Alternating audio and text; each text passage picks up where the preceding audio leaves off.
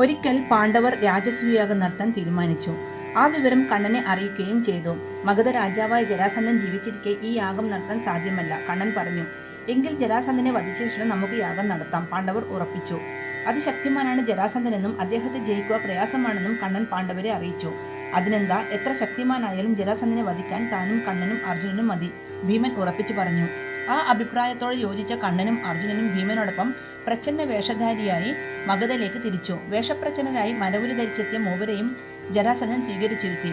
താൻ എന്താണ് ചെയ്യേണ്ടതെന്ന് ചോദിച്ചു. അപ്പോൾ അവർ പറഞ്ഞു, ഇപ്പോഴൊന്നും വേണ്ട, വ്രതനിഷ്ഠയായതിനാൽ അർദ്ധരാത്രിയിലെ ആവശ്യം ഉന്നയിക്കൂ.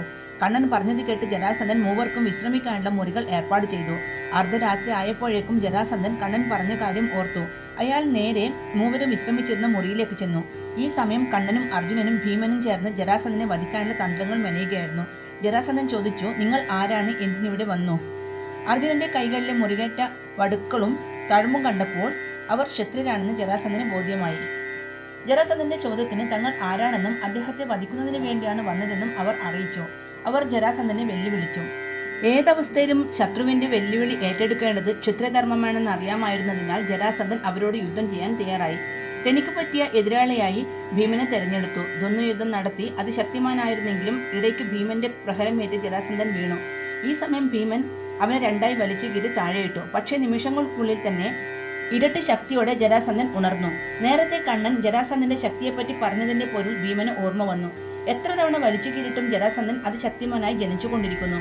അവസാനം സഹായത്തിനായി ഭീമൻ കണ്ണനെ നോക്കി. ഭീമന്റെ മനസ്സ് വായിച്ചറിഞ്ഞ കണ്ണൻ ഒരു വെറ്റിലെടുത്ത് ഭീമൻ കാൺകെ പിടിച്ച് രണ്ടായി കീറി ഒരു കഷ്ണം മറിച്ചിട്ടു. ഭീമന് കാര്യം മനസ്സിലായി. അവൻ വീണ്ടും ജരാസന്ധന്റെ കാലിൽ പിടിച്ച് രണ്ടായി കീറി ശേഷം ഒരു കഷ്ണം കാൽ തലയുടെ അടുത്തും തല കാലിന്റെ അടുത്തും വരത്തക്ക വിധത്തിൽ തിരിച്ചിട്ടു. ശരീരഭാഗങ്ങൾ അങ്ങനെ മറഞ്ഞുപോയതിനാൽ ജരാസന്ധന് വീണ്ടും ജനിക്കാനായില്ല. ജരാസന്ധൻ ഭീമന്റെ കരങ്ങളാൽ യമലോകം പൂക്കി.